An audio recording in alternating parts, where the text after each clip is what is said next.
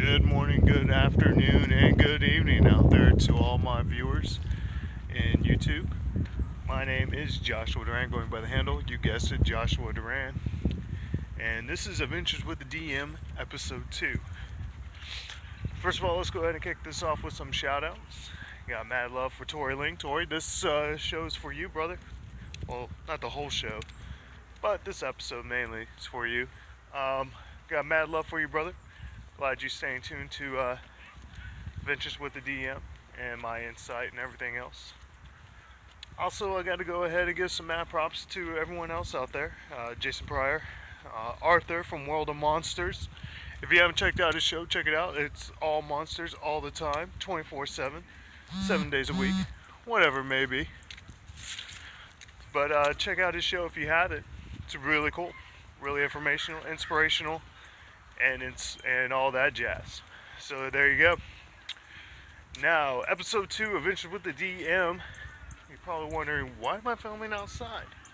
Well, first of all, I feel like it. It's a nice day for once here in Texas. And because this actually kind of goes with the topic of the conversation, world building.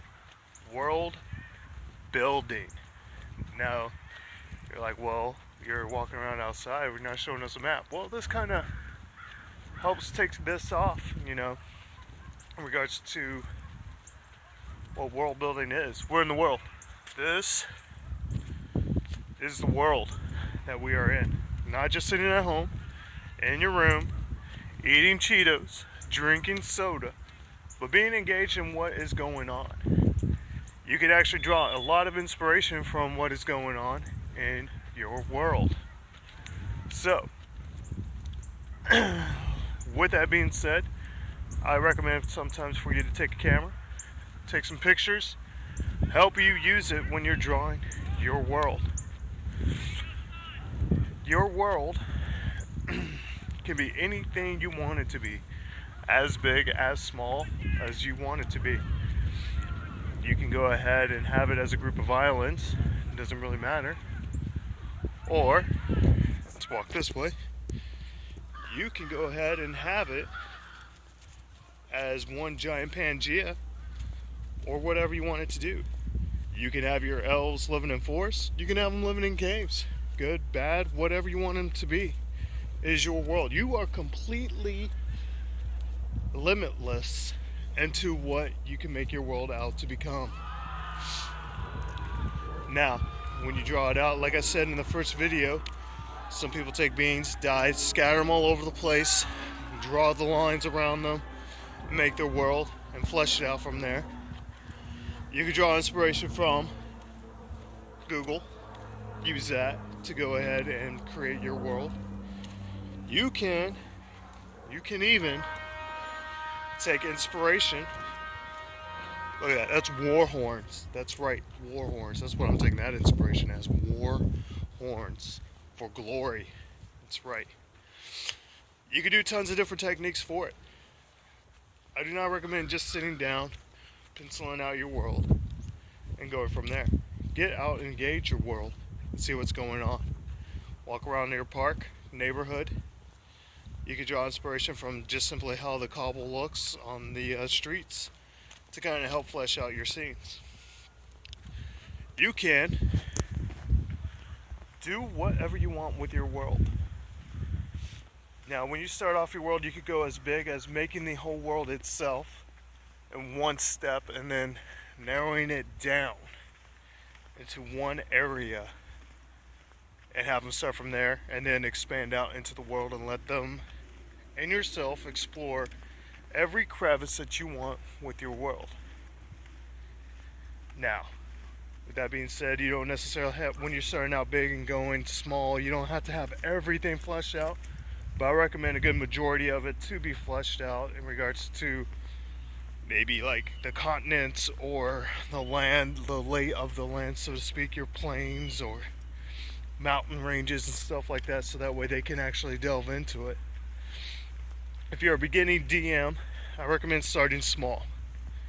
Have them engaged in one area, and then as they get out, get out of that area, then they can expand out and you can expand upon your world however you want to and go from there. Just remember, it is your world. You can create it however you want to create it. You can go from big, small to big, whatever. Doesn't matter. Islands to Pangea size or continents, spanning whatever. I like to leave myself a little bit of mystery sometimes when I'm home brewing my world, so to speak. I like to go ahead and draw out maybe some of it or most of it. And then later down the road, if we choose to continue on in the world, then I'll go ahead and spread it out and be like, okay, well, this is the southern portion of the map that you don't see from the main focal point from this map, but it's all the same world. When you're doing this, also think about what may lay in that land when you're drawing up the big maps. So for instance, hey, I'm drawing out a big map. This is an elven city of whatever. Lay out your elven city, whatever types, what society is like. Have a general idea so that way whenever you get to that point, you're a little bit more fleshed out. Now these are also going to be different topics for later down the road as well. Also, when you're doing all of this, when you're going into the world building aspect, think about what your society is. Religion, is it polytheistic or is it monotheistic? What is it like? What's the cultures like in these lands? What is the culture like in the land that you're starting out in? What is it? Is it like a melting pot where everyone comes in? Is it a trade city? Is it just like a barbaric clan that just happens to live there? And then they're just exploring everything for themselves? Think about the timeline that you're in. What's the timeline that we're in? Well, are we in the middle of, are we at the beginning of where these gods have created the earth and leaving it to you to figure out? Or are the gods absent? Are they just trying to find their place in the world? Or whatever. You are totally limitless in regarding how you design your world. The only thing you really got to worry about is how your players are engaged in this world. Are they enjoying your world? Are they figuring things out? Are they liking what is going on? When you're drawing your timeline and everything else, all these questions are going to come into sight as you draw your world. Your setting, your first campaign, whatever you got going on, that's what's going to happen for this world. Sorry about the pause, and me probably forgetting where I last left off. Me probably rambling now.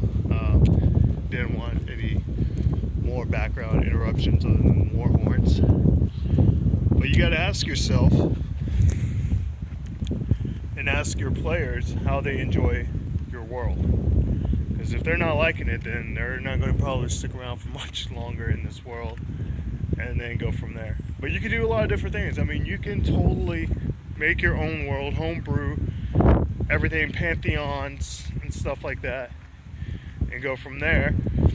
You could buy books on different worlds, such as Eberron, Dark Sun, Forgotten Realms, Dragonlance, whatever you want to do, and go off of there and have your characters explore those worlds however you want to do it.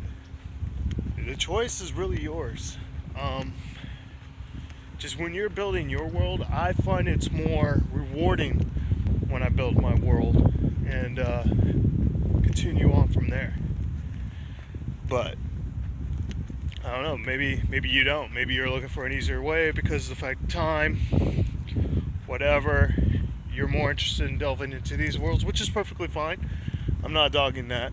That's totally cool. There's been plenty of Forgotten Realms action I played back in the day as a player, as well as Dragonlance, and I had a good time. But you know, I find it more rewarding, and I think my people will find it more rewarding if you create the world and let them be heroes in this world, not just fighting alongside of Raceland Magier or dueling it out with Dritz or whoever and staking their name to claim, but let them create their own world. Now you could even go as far as the fact of taking history and having characters explore history as whatever the character is, as a wizard. It could be really interesting, and there's been a time where I've actually played a wizard in a world of in the current world we had, except in the past, like Revolution times or colonial times, pirates, whatever, and you can explore that as a character and have them go from there. It was actually a really cool thing, and by all means, guys, if you guys like these ideas, feel free to use it and just let me know how you like it. But I definitely think that creating your world is rewarding for you and rewarding for the players, because they are creating their own dynasty, their own heroes in this world, and let them delve into it and go from there. So let me ask you this question. You guys can post down, comment down below, and let me know what you think. Have you ever had DMs create their own world? How did it go? How did you enjoy being a character, the hero in that world, and writing your own legacy in that timeline, in that story? Do you like it better when you're embarking in Forgotten Realms, trekking along Dritz or whoever, and exploring that world? Or are you more a fan of Dragonlance or whatever? Enjoy doing whatever the book says and going from there. Or have you ever delved into a historical world where you are some sort of rare phenomenon that occurred, and how did that go?